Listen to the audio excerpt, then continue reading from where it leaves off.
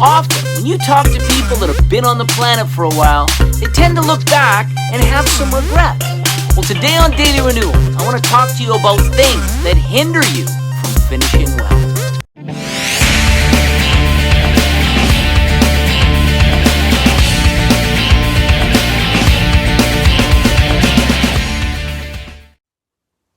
Have any of you ever been to a house that you looked at and you just thought, man, if there was ever a house that I would want to live in, this is the house?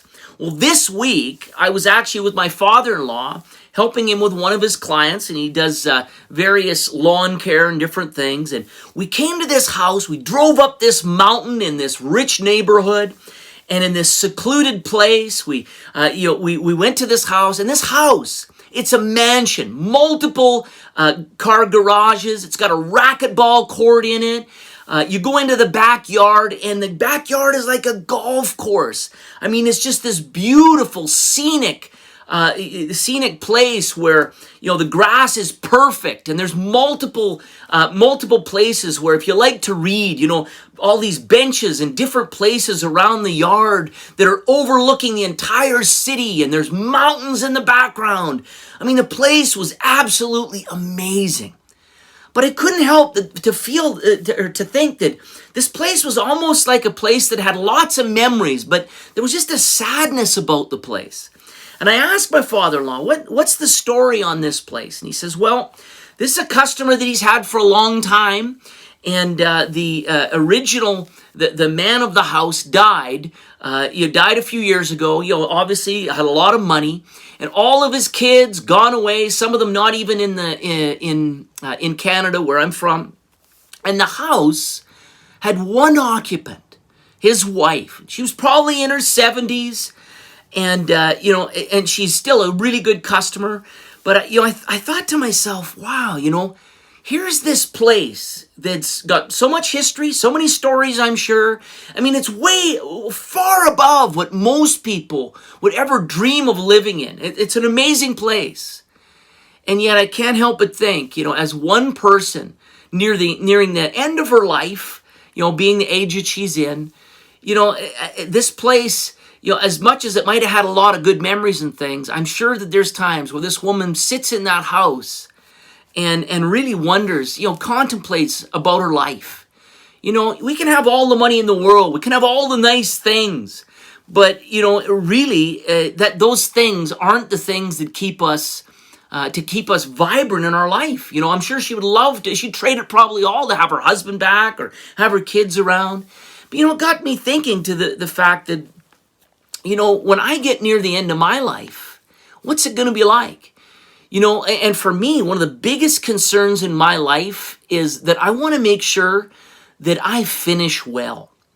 And, I see many people that when they come near the end of their life, they don't really have any purpose. They, maybe contemplate some of the decisions they made. And we can have lots of regrets. But today I want to talk to you a little bit. And I want to specifically look at some things. I want to challenge you with some things to think about. And these things are all about looking into our lives and examining some things that potentially hinder us from finishing well. I'm Pastor Lyle, and welcome to Daily Renewal. If this is your first time tuning in with us, I just want to invite you to consider becoming a subscriber to our channel. That way you've got access to all of our newest videos when they come out. And also, if you are getting benefit from our content, please like and share these videos with anybody that you think that they will help. So this idea of taking a look at some of the things that hinder us, it's very important that to understand that there are things that are going to hinder us. There's things that are going to happen just through time that if we aren't prepared, if we're not thinking about, there's things that naturally will come into our lives and hinder us from God's best. And make no mistake about it, God has a great plan for your life. And, you're very important to Him. I often refer to us on Daily Renewal as God's prized possession. We are the most important thing that He has ever created. You've been created in the image of God. And, we talk about that a lot on Daily Renewal. So I encourage you, take a look at some of the former episodes. You can see just how important you are to God. But today, let's start at looking at some of the things that if we are going to finish well, These are some of the things that we need to keep in mind that are hindrances to us finishing well. Now, the first one that I want to talk about today, we find in the book of Romans. And in Romans 8, we can see this. We're going to start in verse 6. And this is all talking about the state of mind that we need to have if we're going to finish well. If we have the wrong state of mind, this is one of the key hindrances to us finishing well. So let's take a look. It says, "For to be carnally minded is death, but to be spiritually minded is life and peace. Because the carnal mind is enmity against God, for it is not subject to the law of God, nor indeed can be. So then, those who are in the flesh cannot please God. But you are not in the flesh, but in the Spirit. If indeed the Spirit of God dwells in you. Now, if anyone does not have the Spirit of Christ, he is not his." So as we look at this, we can see a couple things. Number one, we see here that if we are carnally minded, this is going to cause death, or this will cause, when talking about death, the key thing to understand is if we're not in tune with God, we're going to experience lack. We're not going to experience God's best. And this is what's referring to as death, or, not God's best. So to be carnally minded is death. It's not God's best. And there's a lot more to that, but for the sake of explaining this today, that's how I'm going to approach this. It says to be carnally minded is death, so we don't want to be carnally minded. It says, but we are to be spiritually minded, because if we're spiritually minded, that's where we will find life and peace. And this is talking about true life. We can be alive physically and yet not truly be living the best that God has for us. And it says, because the carnal mind is enmity against God, for it is not subject to the law of God, nor indeed can be. So those that are of the flesh cannot please God. Understand this. The idea of pleasing God is where our heart needs to be. And if we're going to do that, we have to have a mind that is set on pleasing God. And that isn't just a case of having a set of rules that we look at every day and make sure we have our checklist, that we make sure that, that's going to please God as long as we're making sure we keep the 10 Commandments and all these things. No, what this is talking about here is having a mind that has a real focus on the things of God. I've not realized this over the years, that you can go to church and you can hang out with Christian people and watch Christian TV and listen and just fill yourself with a bunch of things that look Christian and still be carnally minded. There's a lot of things that take our attention. One of the examples I look at even today, there's a lot of issues that come up that even church people get involved in that really Jesus, if he was here, would spend little to no attention on. His attention and his goal was always to bring attention to the Father, to help us to be spiritually minded. In other words, have our dependence upon God, have all of our focus upon the Lord. Because as we see here, when we have our focus, when we are spiritually minded, that's where all life and peace comes from. And yet I know a lot of Christians right now, there's a lot of anxiety that is going on in our lives because of maybe some of the decisions that government is making towards churches. And we could think, they're coming against church people and our rights and all these things. Some of these causes, like I mentioned before, some of them might be decent causes. But if we find that a lot of the things that we spend most of our thinking about, if those things, even if they're good causes, and I talk about this a lot on Daily Renewal, they can be good causes, but if they are not focused on Jesus and focused on our lives being transformed to be like him, then we really need to analyze, if they are what we call spiritually minded causes or things that would help us focus on spiritual things.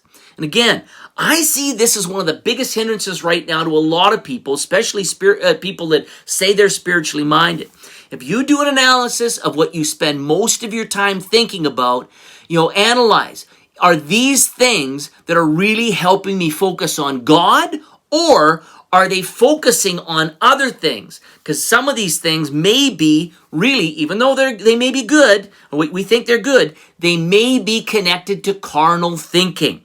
Again, carnal thinking is thinking that is contrary to focusing on the Lord. If we focus on Him, this is one of the main things that is going to help us to be able to finish well. Now, the second one we find in the book of Luke, and let's take a look at Luke 12.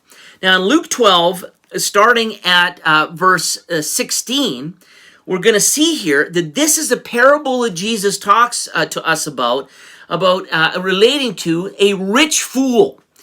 And just like the first point, we don't want to be carnal-minded. This comes in close proximity to it, and you'll see here the idea of us having or our focus on what we consider success here on earth. And, that often has to do with our riches. So let's take a look at this parable. Again, starting in verse 16, it says that he spoke this parable to them, saying, "The ground of a certain rich man yield plentifully.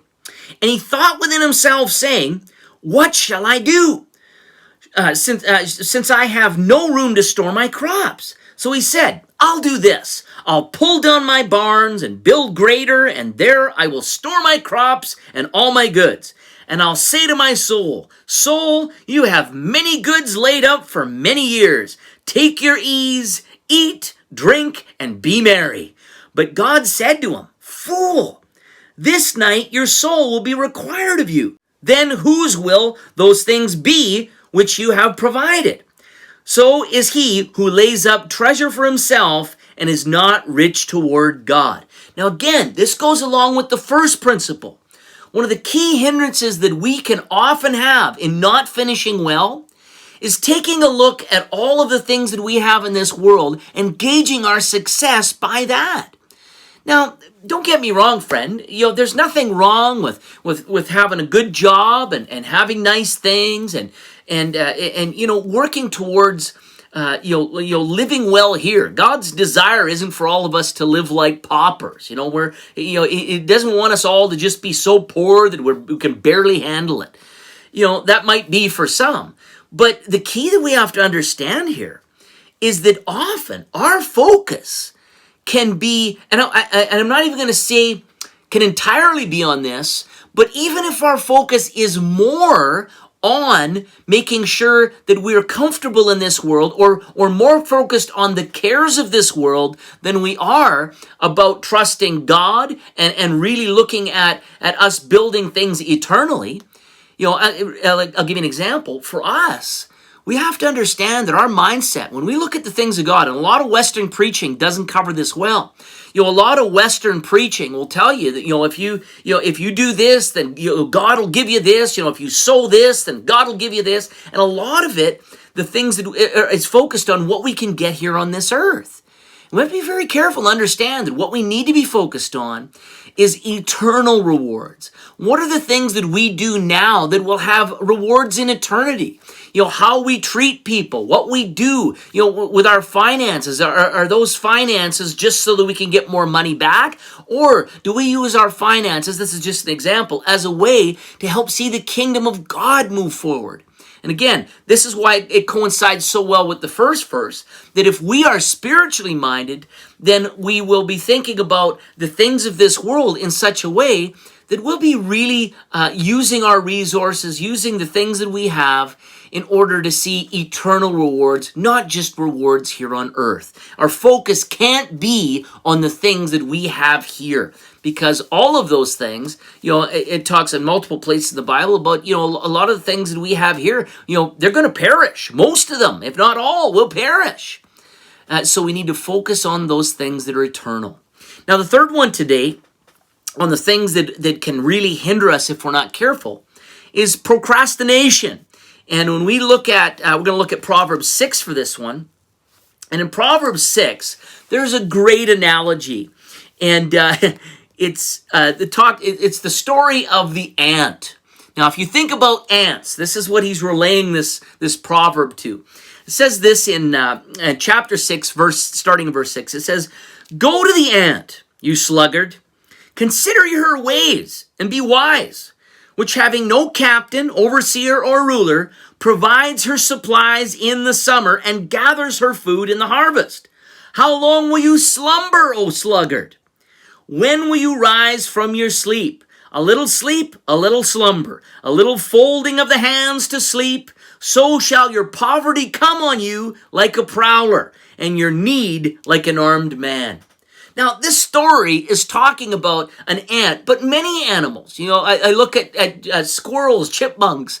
A lot of them understand the times and seasons better than a lot of us do. And what I mean by that, they prepare. They know that when winter's coming, they've got to grab all their acorns, all of their food. Just like an ant understands that they've got to get all of their resources because there's going to be a time when those resources won't be there. And, if ever there's a time where I think we have to be very careful about procrastination in our life, it's right now. I believe we are in the last days, friend. And, I've talked to a lot of people about this, and they have a lot of different eschatological views. And for those of you that are new, what that basically means, they got a lot of different views about how the end times unfold. But most people I talk to, even non-believers, do see the fact that, there's a very good possibility that we are in the last days. There's a lot of things happening that have never happened before. And, we've done many episodes on that.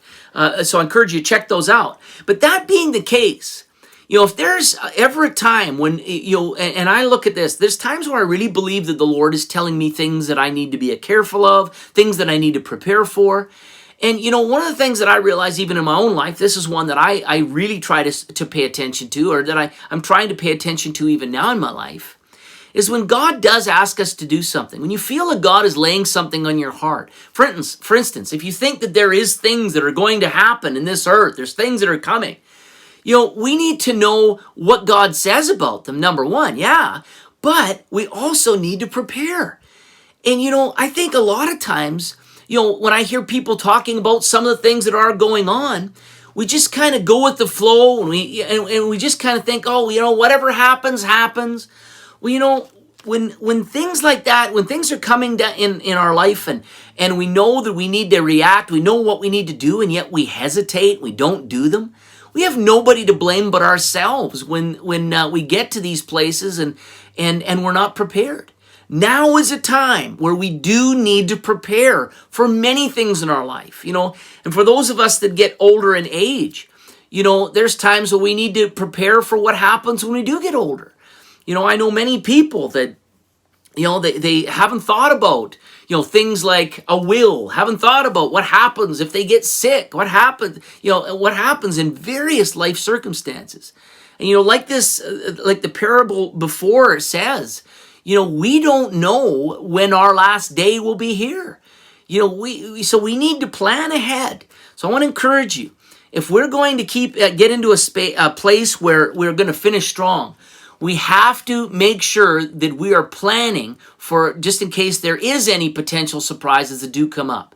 For a lot of surprises in life, we can plan ahead. So I encourage you to not procrastinate when it comes to the things that are important in life. That brings me to the fourth one today, and we find this in the book of Hosea, in Hosea chapter 4, and in verse 6, it talks about the fact, and he's talking here as a prophet. He says, God's speaking through him. He says, my people are destroyed, and in one version it says, my people perish for lack of knowledge.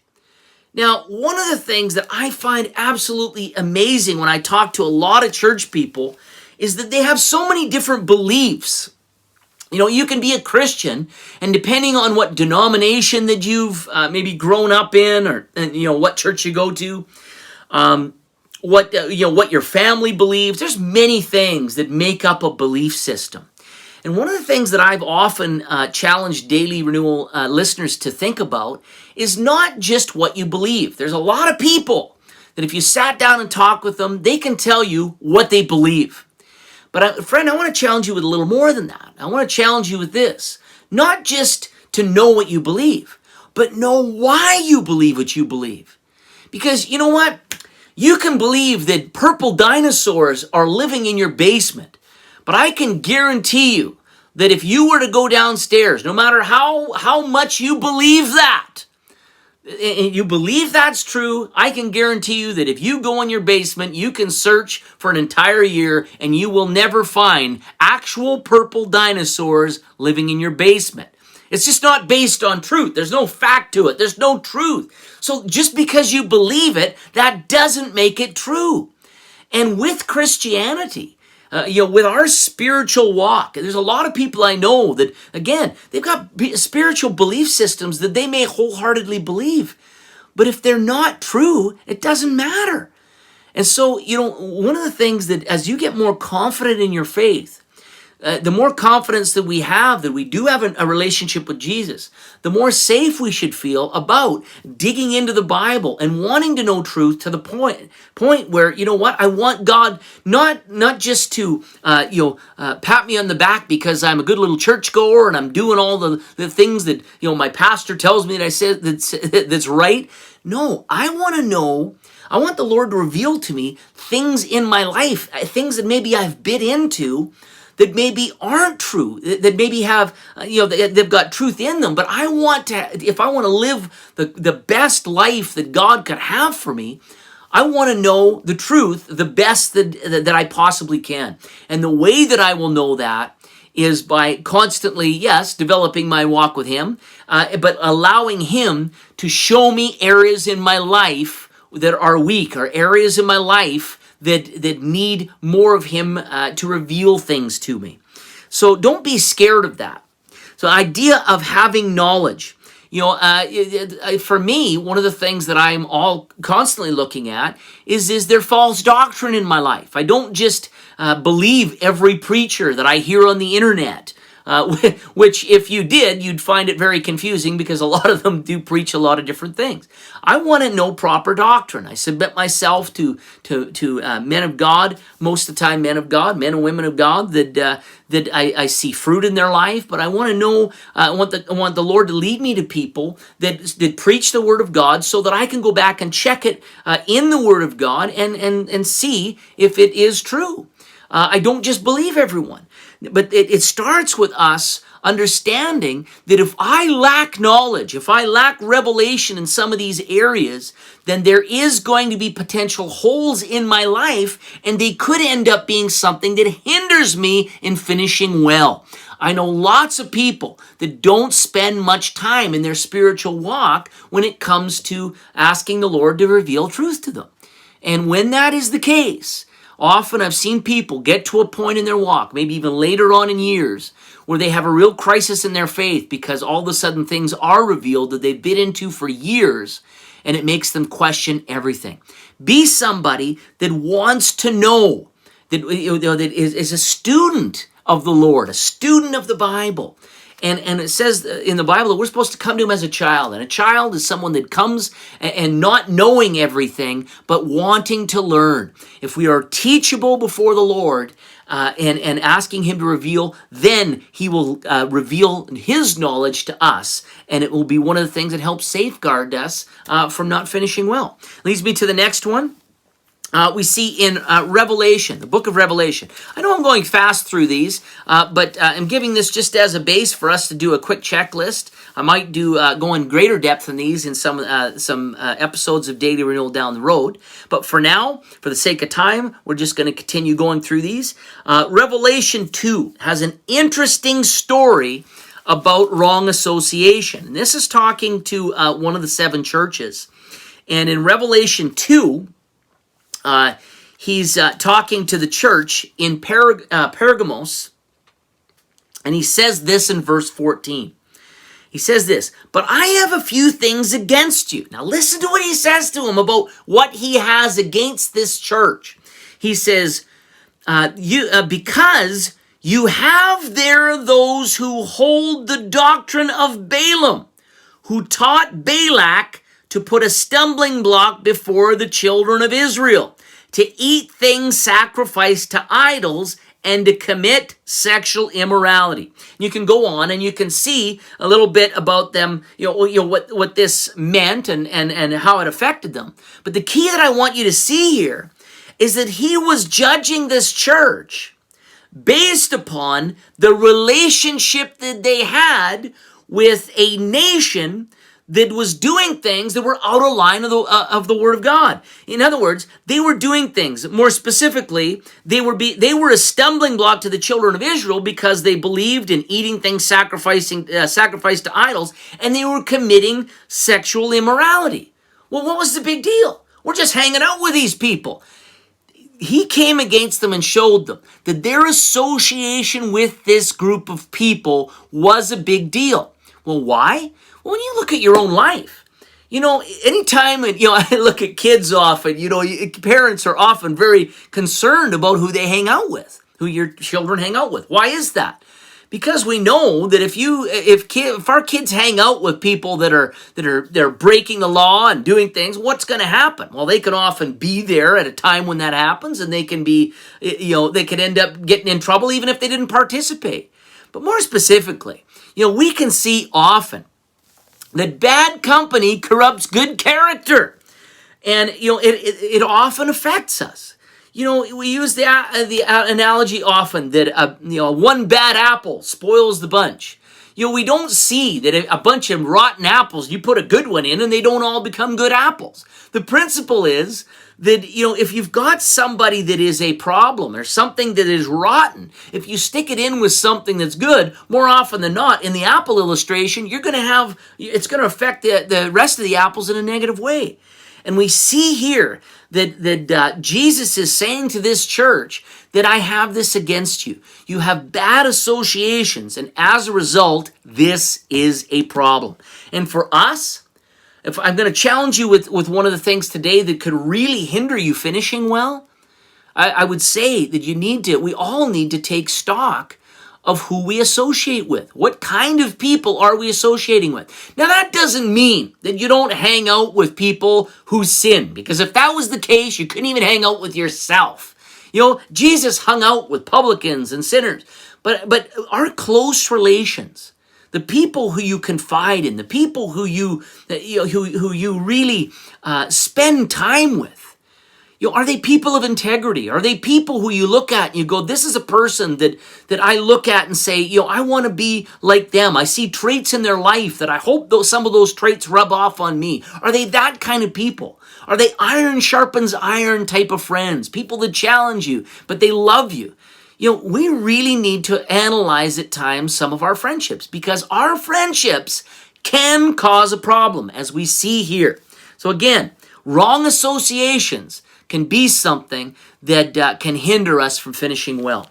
That brings me to my 6th point today, and we see this one in the book of Proverbs as well. And we see in Proverbs 24, and this has to do with how we handle the storms of life.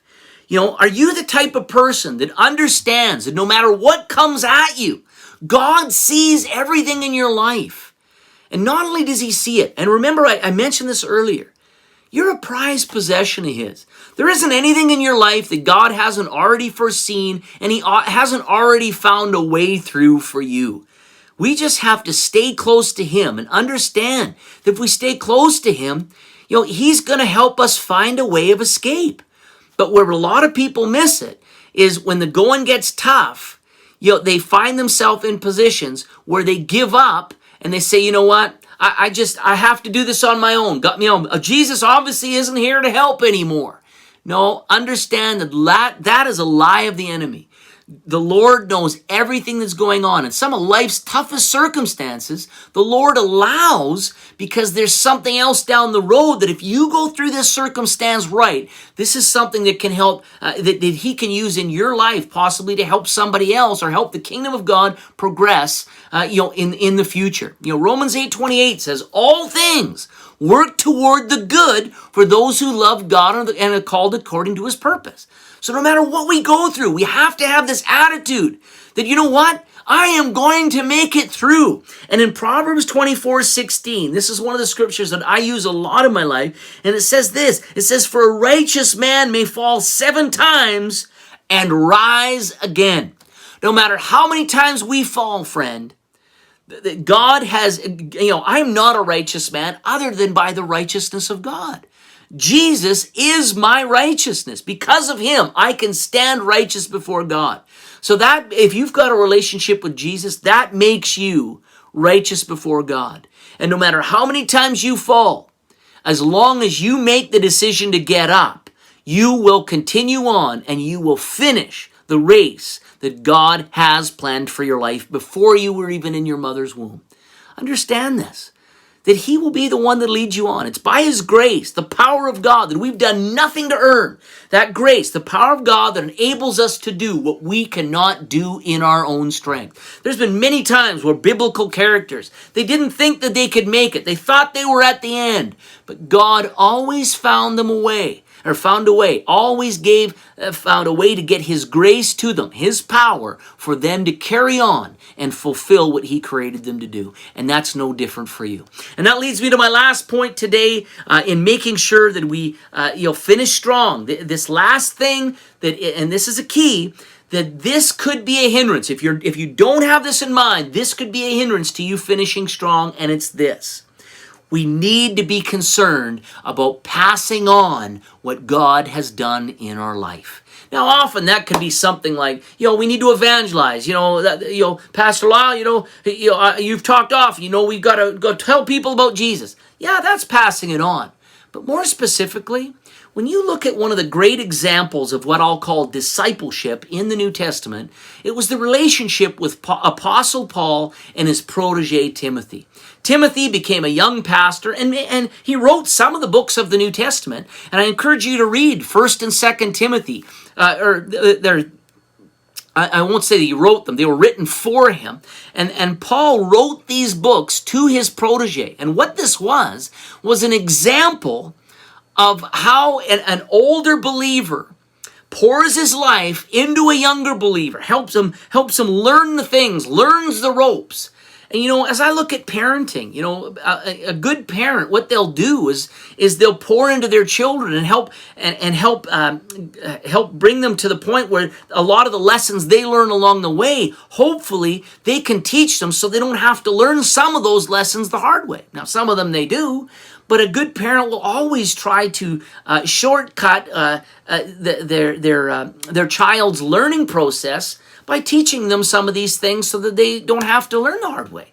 And for us, if we are going to come to the end and finish strong, we have to have the mindset of I've got to pour my life out into somebody else. And I'm going to tell you, just like Apostle Paul, and just like a lot of people that I've seen, Christian people who come to near the end of their race, those who are actively looking to pour out all of their knowledge, all the things that God has done in their life, to encourage the people that are coming up the ranks, to encourage younger believers. I'm going to tell you that those are the people that you can really see a vitality in their life. And if people that don't have that, people that don't have somebody to pour into anymore, honestly, as I think back to this woman living in her house all by herself, with really nobody to talk to, nobody to share with. It got me thinking to the point, thinking about the fact that when we aren't pouring out into people, it does rob a lot of the vitality out of our lives. Well, I hope that challenged you today. If it did, I just want to encourage you again to like and share this video with anybody that you think it will help. Also, I want to encourage you, again, consider becoming a subscriber to our channel. And, I really enjoyed our session of Daily Renewal today. But until next time, God bless you and have a great day.